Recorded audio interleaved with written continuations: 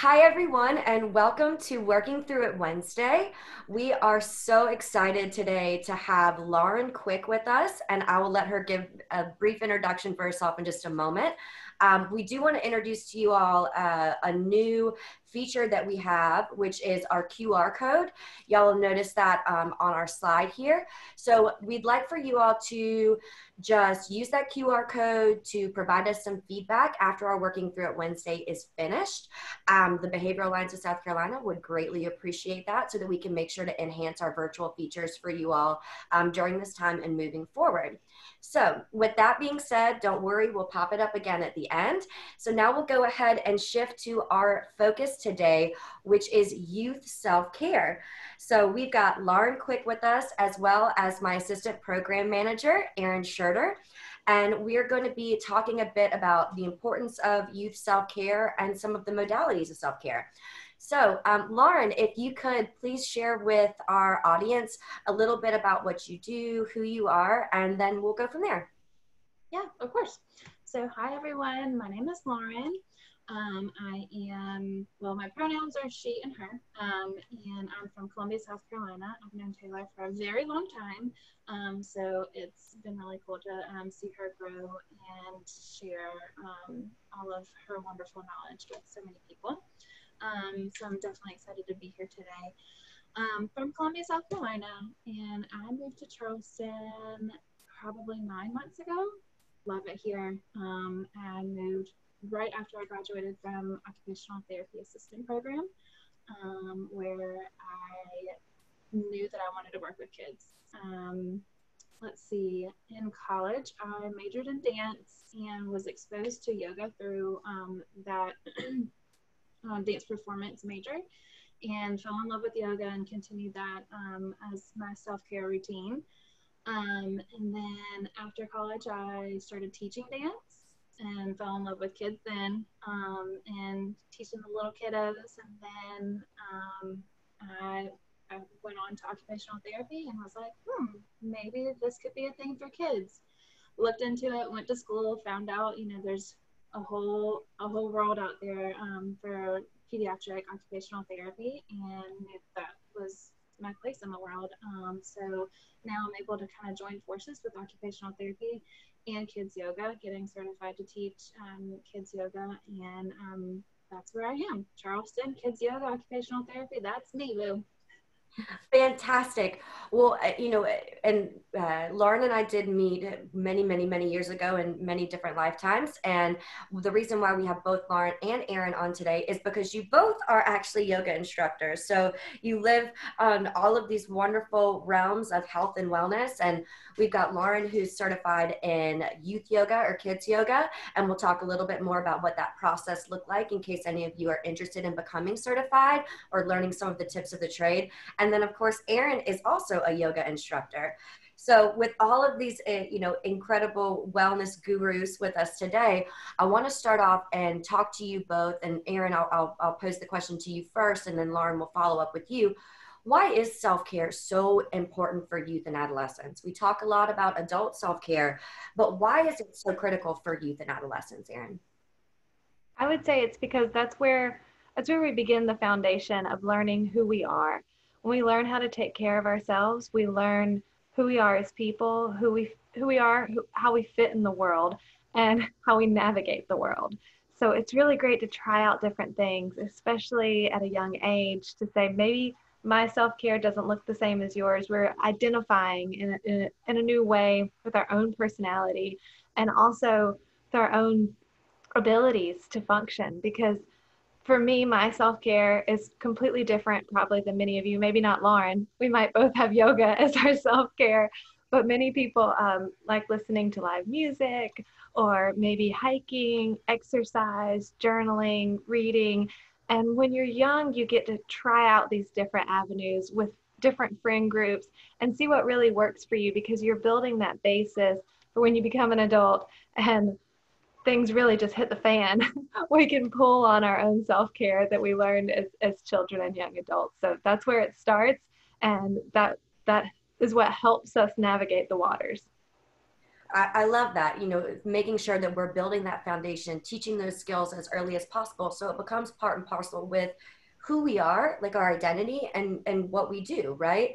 And that live music is definitely my self-care. Really any music, and Lauren, dancing in my living room, certainly not as awesome as as you dance, but a little bit of free form movement never hurt anybody. It's actually great for anxiety, right? So, Lauren, same question. Why do you think self-care is so important for youth and adolescents? So Erin, I love that you use the word navigate. I think that that is a great way to describe it. It is important finding that foundation and figuring out who they are and navigating through adolescence into adulthood. And there's so many different ways, like you said. Um, I refer to it as finding balance. Emotionally, physically, finding balance with your inner self, as well as how you express yourself outwardly, and listening to your body. You learn that pretty young. Sorry, you learn that pretty early on, that your body tells you things. And body language, learning body language, not just of yourself, but other people as well. And that carries into social learning, and emotional health, and body and awareness of yourself and others. So self-care definitely sets you up for all those things. Absolutely. And I mean, there's no greater time in development than early childhood and adolescence, right? Your body is changing so much. So how necessary is it for us to really connect with our bodies and that mind-body connection? Erin is fantastic about talking about mind-body connection. So the healthier, the more well that we are, the more connected we are with our bodies, the more in tune we are, the more effective we can be in our relationships, the more effective we can be in the classroom. My ability to engage effectively with my teachers or with administrators or with my parents or caregivers, right? Very cool. I absolutely agree. Fantastic feedback, y'all. So, Lauren, with you right now navigating youth yoga, that's a bit of a tongue twister there. So we call it kids yoga. So tell us a little bit about kids yoga. Maybe what's a little bit different than how we would typically teach adults, and if you could share a little bit of what the certification process was like for individuals that might want to engage. Yeah, definitely. So kids yoga is definitely different from your typical adult class.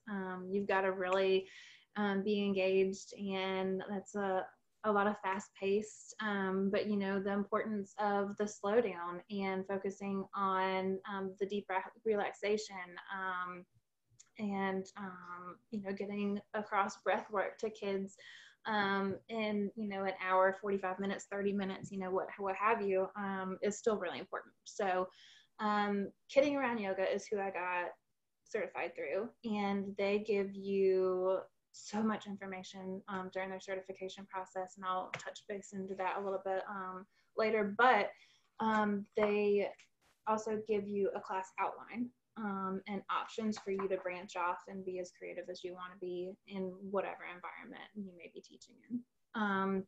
But you do get to touch on the science of yoga, that there are 6 branches and 8 limbs, and the focus is not just on hatha yoga, which are the poses, but you also get to teach them pranayama, which is breathing techniques, which helps with stress and anxiety, yoga nidra, which is the deep relaxation that I was talking about. So you really get to teach them all these things that they get to put in their toolbox and utilize outside of the yoga class, in the classroom, at home, things like that. We also have fun little words for things. Instead of homework, it's own work, where we tell the kids that they need to meditate every day that they brush their teeth. And yeah, so you do get to teach them poses. You tell them fun little stories that have the poses in them. Then you get to do bunny breaths, which helps with breathing, things like that. We teach them meditation and ohms.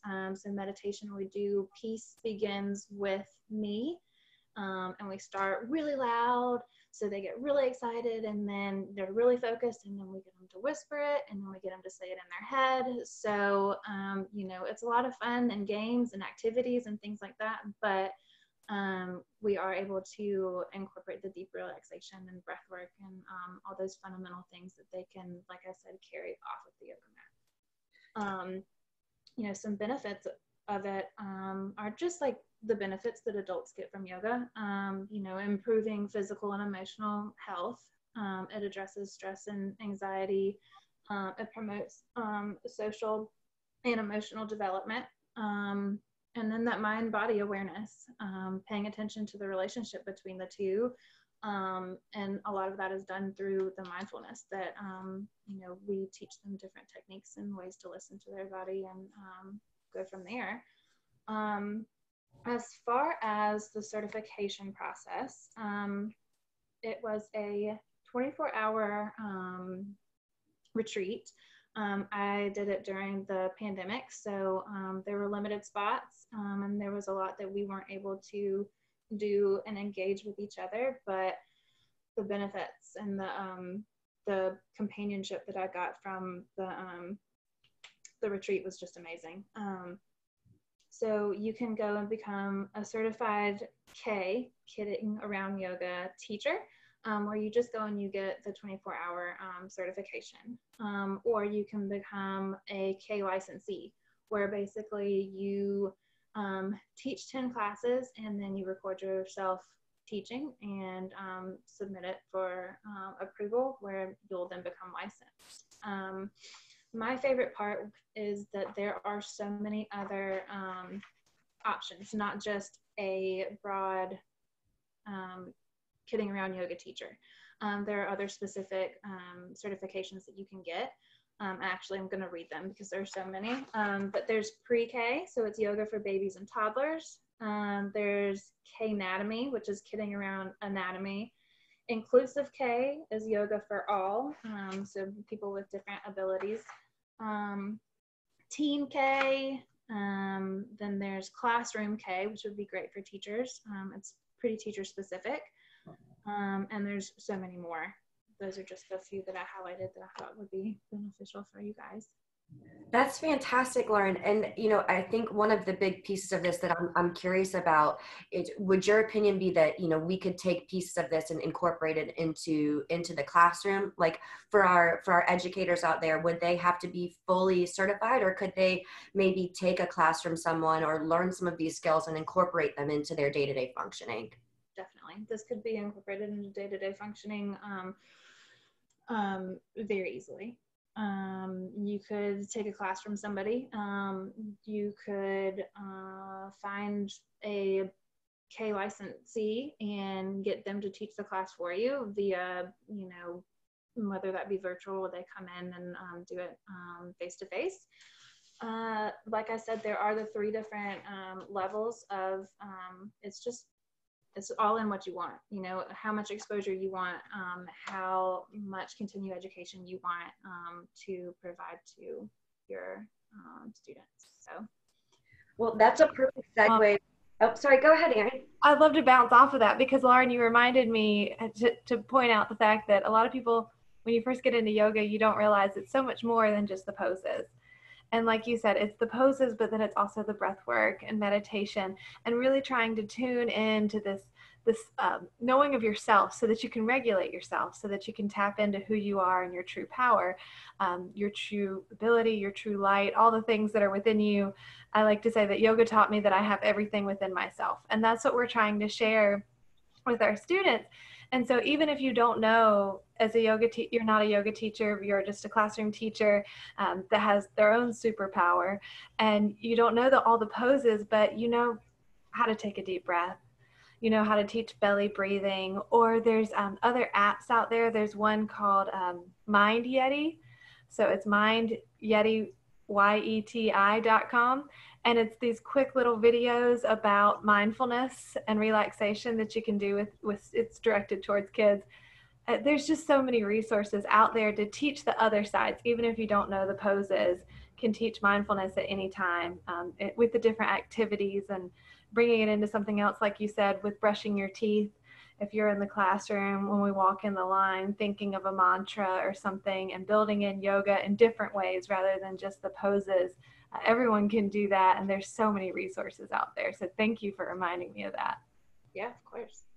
That's fantastic. I think that, you're right. We do kind of get stuck in that mindset of believing that yoga is this one piece of the puzzle, when really it's far more comprehensive. And that's why it's so beneficial, right? Because it's working all different parts of your being, not just your body, but truly like your whole being. Mm-hmm. So, in thinking, and y'all kind of answered one of my other compassionate curiosities being, well, how could we incorporate this into a virtual classroom or into face-to-face, into a face-to-face setting? And as Lauren alluded to, we could do virtual mindfulness. We can do mindfulness breathing when we're working with our students. We can meditate at our kitchen tables as a family system, right? Do y'all have any other recommendations? We talked about brushing our teeth and doing mindfulness. Erin mentioned when we're walking down the hallways, thinking of mantras or affirmations. What else can y'all think of that would be ideal for, maybe let's talk in a virtual setting first. And what do you think? So virtual is fun because it adds another layer. So we can do different things where we can practice the poses, or we can ask our students in a classroom to set a weekly goal or a daily goal, or ask them about positive self-talk and doing the I am statements or an I am mantra and attaching something positive to it. And I love the word of homework instead of homework. And then asking students to follow up with things like that, or to try to find a yoga pose and see if they like it and practice breathing while they're in it and then report back. There's many things that can be done. I also really like to challenge families. So if you're at home right now virtually and you've got your kids and they're getting a little restless and you want to try, the online yoga classes that are offered, kids love to practice yoga with adults because they can do so much more than you. Let me tell you, they have openness in places that you don't even know. And that was always my favorite thing when teaching children, to say, now let's watch the teachers try. Because if you give a teacher the opportunity, the kids can, that one pose where you're sitting in Vajrasana and you've got the legs on the side, the kids can just fall back straight on their back like it's nothing, and it doesn't hurt them at all. And the teachers are like, you're breaking my body. I don't know what you're doing. So it's fun if you're at home with a family to practice the poses, put on a little virtual class, and just play it and see who can do what, because the kids will show you up, and it's a lot of fun. Awesome. Lauren, what do you think? And could you share a little bit more about what OM work is? Because we're definitely going to promote OM work. Definitely do it. So I actually taught a class on Tuesday and then saw the same kids today. And I asked them if they did their homework, and they were so excited to share, yes, we did it. And we also made our mom and dad do it too. And I saw the parents afterward. They were like, we've basically taken your class now, because they came home and taught it to us over and over and over again. Which is so exciting, because, it's not just they have to be on their mat and so still and quiet. It's really interactive. And they're more engaged that way. So let's see, homework. I've done some karma yoga for their homework, which basically I say, go home and do something that's helpful to your parents or a neighbor or your brother or sister, whether that be, walk your dog, set the table, this, that, and the other. So bringing the karma into it. And then the mindfulness. So some homework we do for mindfulness is, not just it's the meditation while they're brushing their teeth, or, when they're in the car on the way somewhere. But we also do, let's see, for mindfulness. They have to pass around like a piece of fruit, like with their feet, to your mom and dad, sister, brother, and say what they're grateful for that day or in that moment. So it's called like, what did we call it? Orangey grateful, and we passed around like a big orange. So that's really cute, and they just get a kick out of it.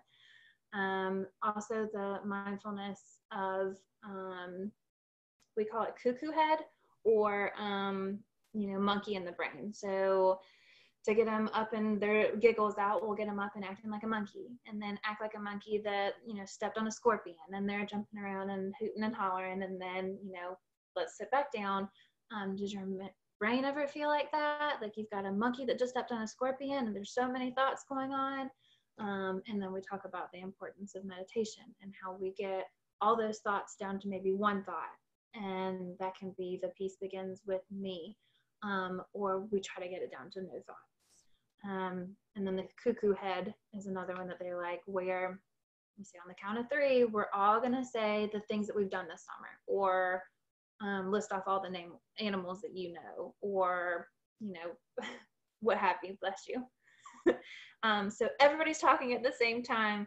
I've gone to the beach, I took my dogs for a walk, I've gone to the park, and there's, 4 or 5 kids all talking at the same time. And I said, how hard was it for you to hear yourself? Did you hear anything that the person next to you was saying? No. Well, do you ever feel like all those thoughts are in your brain too? And the same thing, let's get it down to one thought, and then we're going to try to get it down to no. And so that can be some own work and things that you can also do virtually. And then we've also done virtually, let's find something in our house that reminds us of peace. And they'll go and they'll find something, and they love, getting to share that. And then, you teach them the importance of, breath work and how that can help them manage, self-regulate as well as manage stress and anxiety with the unknowns of our world today. It's fantastic, Lauren. I mean, the one, I giggled so hard thinking about the Orange You Grateful. I cannot wait for our team to be back in the lab, because we will definitely do an Orange You Grateful and pass around some fruit with our feet and see how that for everybody. You alluded to so many different techniques that, as a clinician, we use in therapy, right? But being able to do it in a developmentally appropriate way, and to do it in a group setting, be it virtual or face-to-face, you're normalizing those behaviors, and you're destigmatizing the techniques that we use to be able to help individuals feel healthy and well, right? So thought stopping, cognitive reframing, right? Those are all those pieces of the puzzle that really help us to self-regulate, and typically happen in a therapeutic setting. But to be able to do it in a classroom setting, or with young people in a group setting, is a really powerful tool, and it gives them something to talk about, whether it's with their families or with their peer groups. So we're super appreciative of those little tidbits, of the OM work ideas, being able to share OM work with our educators and with our clinicians in our community. I think my last hope would be that we could leverage our friendship and our relationship, and have you back to maybe do a session of some youth yoga, and maybe we could get some kiddos to participate with us. Yeah, of course. Willing to do that? Yeah, that would be so much fun. Awesome. For sure. Fantastic. Well, we'll make sure that we promote that together. We'll do a nice session for our community, and it'll be a fantastic resource for us to have and expand on this Working Through It Wednesday. So I think we can tie everything into a nice bow and say thank you so much, Lauren, for spending your time with us today and sharing your wisdom and these fantastic ideas that we can take to our kids that certainly are going to help to promote their health and wellness throughout this academic year. Is there any kind of last minute pieces of the puzzle that you wanted to share? Any quotes or last messages of hope for our community? Sure. Yeah, I'll do. This is my little closing chant that, well, not my, Kidding Around Yoga. This is what we like to end our classes with. So we have our namaste hands, and we say, may the whole world be filled with peace, joy, love, light, and lots of peaceful children. Namaste. Namaste. Namaste. Oh, well, thank you so much. And thank you so much to everyone who tuned in today. I'm going to, again, share my screen with you all so that you can share your aha moments or your feedback with the community. Anything that we referenced today, we'll make sure to put in the comment section any links to resources or any of the items that we discussed will be available to you all. So we're really grateful to have everyone. Thank you so much for coming in today. Thank you to the Behavioral Alliance of South Carolina and the Office of Special Education Services. And we will see y'all next time. Thank you so much. Bye now.